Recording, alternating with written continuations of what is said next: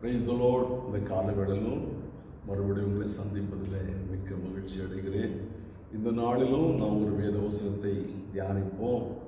யோவான் 20 அதிகாரம் 15வது வசனம். யோவான் 20:15. இயேசு அவளை பார்த்து, ஸ்திரீயே, ஏன் அழுகிறாய்? யாரை தேடுகிறாய் என்றார். இங்கே நான் வாசிக்கிறோம், இயேசு மரியாளை பார்த்து, ஏன் அழுகிறாய், யாரை தேடுகிறாய் என்று கேட்கிறதை இங்கே வாசித்து கேட்டோம். பிரியமானவர்களே, ஆண்டவராய் இயேசு வாரத்தின் முதல் நாள் அதிகாலை வேளையில் உயிரோடு எழும்பினார். அந்த உயிரோடு எழும்பினதை அறியாமல் மகதலேனா மரியா மற்றும் சில சகோதரிகள் இயேசுவை பார்க்கும்படியாக இயேசுடைய சரீரத்துக்கு வாசனை திரவியங்களை போடும்படியாக வந்தார்கள். ஆனால் இயேசுவை காணாதபடினாலே அவர்கள் திரும்பி போய்விட்டார்கள். பேதுருவிடத்தில் இன்னொரு சீசனத்தில் போய் இயேசுடைய சரீரத்தை காணவில்லை, யாரோ எடுத்துகிட்டு போயிட்டாங்களோ அப்படின்னு சொல்லி சொன்னபோது அவர்களும் வந்து பார்த்தார்கள். அவர்களும் இயேசுடைய சரீரம் இல்லை, அவரை சுற்றியிருந்த துணிகள் ஒரு ஓரமாக இருக்கிறதை கண்டு அவர்களும் திரும்பி போய்விட்டார்கள். இப்போது இயேசுவின் கல்லறையிடத்தமாக வந்ததான ஏறக்குறைய எல்லாருமே, இந்த மரியாதை தவிர மற்றவர்கள் எல்லாருமே திரும்பி போய்விட்டார்கள். இயேசுவை காணவில்லை, இயேசுடைய சரீரத்தை யாரோ களவாக எடுத்துக்கொண்டு போய்விட்டார்கள் என்று. ஆனால் இந்த மரியாள் இன்னும் கல்லறை பக்கமே அழுது கொண்டே நின்றாள். இயேசுவை காணவில்லை என்று சொல்லி ஒரு ஏக்கத்தோடு நின்றாள். அது காரணம், இயேசு அவ்விடத்தில் 7 பிசாசுகளை துரத்தி இருந்தார் என்று நாம் வாசிக்கிறோம்.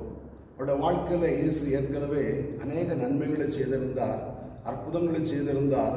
இப்போது மரித்த இயேசுவை அங்கே தேடி வந்திருக்கிறாள். அவர் உயிரோடு எழும்பினார் என்பதை அறியாமல் உயிர்த்த இயேசுவை மரித்த இடத்திலே அவள் தேடிக்கொண்டிருக்கிறாள். மாத்திரமல்ல, அவள் அழுது கொண்டே நிற்கிறாள். அவருடைய அழுகையின் நோக்கம், ஐயோ, இயேசுவை காணவில்லையே, இயேசுடைய சரீரத்தை காணவில்லையே, இயேசு நான் எந்த ஒரு பணிவிடையும் செய்யவில்லை, இயேசு எனக்கு செய்த நன்மைக்கு ஈடாக கைமாறு நான் எதுவுமே கொடுக்கவில்லை, அவருடைய சரீரத்தில் ஆகிலும் சில வாசனை திரவியங்களை பூசலாமே என்று சொல்லக்கூடியதான அந்த இயக்கத்தோடு வந்தாள்.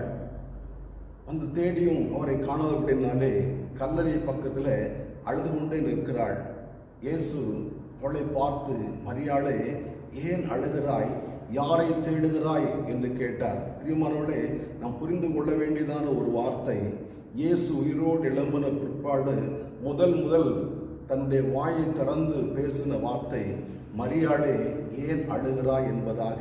அப்படியானா இயேசு உயிரோடு எழும்பினது நம்முடைய அழுகையை மாற்றுவதற்கு, நம்முடைய கண்ணீரை மாற்றுவதற்கு, நம்முடைய துக்கங்களை மாற்றுவதற்கு. நாம் உயரத்தோடு காணப்படுகிறோம், தாங்கொன்னா வேதனையோடு காணப்படுகிறோம். நம்முடைய வேதனையை மாற்றுவதற்காக இயேசு உயிரோடு எழும்பினார். இயேசுவை காணாமல் அழுது கொண்டிருந்தவள், இயேசுவை தேடி காணாதவள் அங்கே இயேசுவை கண்டாள். அவளுடைய அழுகை மாறினது.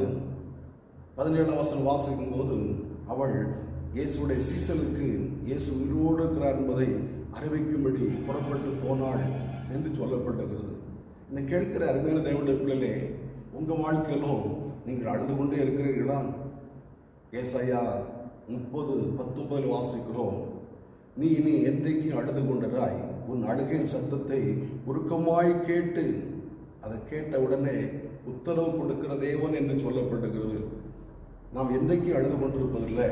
ஒருவேளை இதுவரைக்கும் நீ அழுது கொண்டே இருக்கலாம்.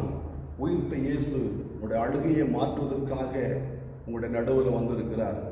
அவர் இயேசு உயிரோடு எழும்புறதுன்ற நோக்கமே அழுது கொண்டிருக்கிறதான தேவனுடைய பிள்ளையுடைய அழுகையை மாற்றுவதற்காக. ஒருவேளை நீங்கள் வியாதியின் உக்கிரத்தில் அழுது கொண்டே இருக்கலாம். இந்த வியாதி என்னை விட்டு மாறாதா என்று சொல்லக்கூடியதான அந்த இயக்கத்தோடு கூட காணப்படலாம். எசேக்கியா என்று சொல்லக்கூடியதான ஒரு ராஜா, அவர் வியாதிப்பட்டு பாதி வயதில் அவர் ஆட்சிக்கு வந்து கொஞ்ச காலம்தான் ஆனது. அவருடைய வாழ்க்கையில வியாதி வந்தது. வியாதி வந்தபோது ஏசாயா தீர்க்கதரிசி சொல்லுகிறாரு, நீ உன்னுடைய வீட்டு காரியத்தை ஒழுங்குபடுத்து, நீ பிழைக்க மாட்டாய், செத்து போவாய் என்று சொல்லி, அதை கேட்டதும் அந்த எசேக்கியா ராஜா சுவர்புறமாய் திரும்பி ஓவென்று சத்தமிட்டு அழுதார். 2 ராஜாக்கள் 20:5 வாசிக்கும் போது அந்த ஏசாயத்திற்கு எந்த தீர்க்கதரிசி நீ பிழைக்க மாட்டாய் என்று சொன்னாரோ அதே தீர்க்கதரிசி வந்து சொல்கிறார், கர்த்தர் சொல்கிறார், உன்னுடைய விண்ணப்பத்தை கேட்டேன், உன் கண்ணீரை கண்டேன், உன்னை குணமாக்குவேன் என்று கர்த்தர் சொல்கிறார் என்று மறுபடியும் வந்து அதே வார்த்தையை சொன்னார். ஒருவேளை நீங்கள் வியாதியோடு காணப்படுகிறீங்க, மருத்துவர் நீ பிழைக்க மாட்டாய், இன்னும் கொஞ்ச காலத்தில் செத்து போவாய் என்று சொல்லி அந்த வார்த்தையை கேட்டு நீங்கள் அழுது கொண்டே இருக்கலாம். இந்த கால வேளையில் ஆண்டவர் உங்களை பார்த்து சொல்கிறார், உன் விண்ணப்பத்தை கேட்டேன், உன் கண்ணீரை கண்டேன், நான் உன்னை குணமாக்குவேன். நம்மை குணமாக்கி நம்முடைய அழுகையை மாற்றுகிற தேவன், நம்மை குணமாக்கி நம்முடைய அழுகையை நீக்குகிற தேவன், நம்மை குணமாக்கி நம்முடைய துயரத்தை மாற்றுகிறதான தேவன். எரேமியா 17:14 இவ்விதமாய் வாசிக்கிறோம்.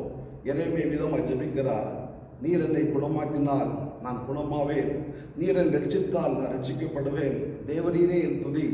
இந்த காலவேளையில் வியாதியின் படுக்கையில் இருந்து கொண்டு இந்த வார்த்தையை கேட்பீர்களானா நீ ஏறெடுக்க வேண்டியதான ஜெபம், நீர் என்னை குணமாக்கினால் நான் குணமாவேன். மருத்துவர்கள் பிழைக்க மாட்டாய் என்று சொல்லிவிட்டார்கள்.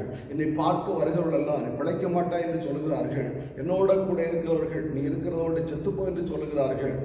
என்னுடைய வாழ்க்கை பாதியிலே முடிய போகிறது, என்னுடைய வாழ்க்கை இதோட முடிந்துடும் அப்படின்னு நான் துக்கப்படுகிறேன்.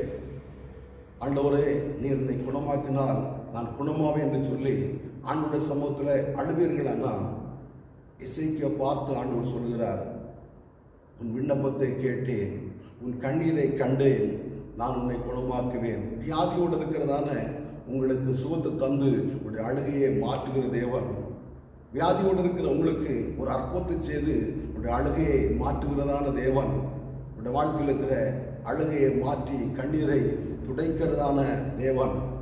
ஆகார் என்று சொல்லக்கூடியதான ஒரு சகோதரி கணவனாலே கைவிடப்பட்டு வனாந்தரத்தில் அலைந்து திரிந்தவளாய் காணப்பட்டாள்.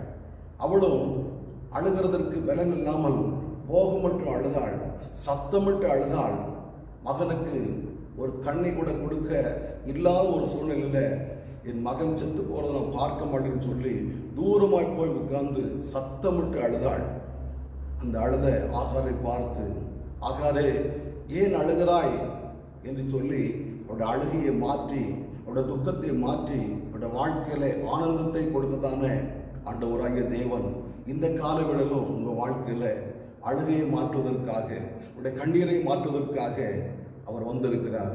இனி நீ என்றைக்கும் அழுது கொண்டிராய், உன் அழுகின் சத்தத்தை உருக்கமாய் கேட்டார் என்று நாம் வேதத்தில் வாசிக்கிறோம்.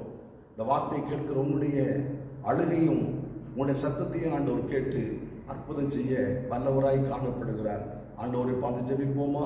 நல்ல பிதாவே, நன்றியோடு துதிக்கிறோம், வாழ்த்துகிறோம்.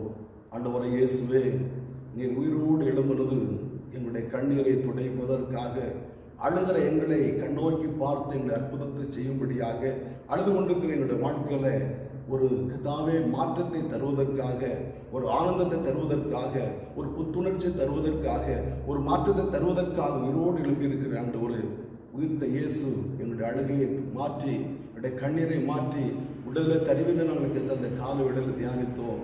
எசப்பா மொத்தனுடைய வாழ்க்கையில் அற்புதத்தை செய்ய போகிறபடி நன்றியோடு துதிக்கிறோம். இந்த வார்த்தையை கேட்கிற என்னோடு ஜபிக்கிற உடைய பிள்ளையுடைய வாழ்க்கையில் இருக்கிற கண்ணீரை மாற்றி ஆண்டவரே கர்த்தாவே ஒரு பேரானந்தத்தை கொடுத்து மகிழ பண்ண வேணும்னு ஜபிக்கிறோம். எந்தெந்த காரியம் நினைத்து அழுது கொண்டிருக்கிறார்களோ அந்த காரியத்தில் ஒரு விடலை தந்து விடுங்க. அப்பாவோட நாமத்தை மையப்படுத்துங்க. இயேசுவின் பிதாவே, ஆமென், ஆமென். ஆண்டவர் உம்மை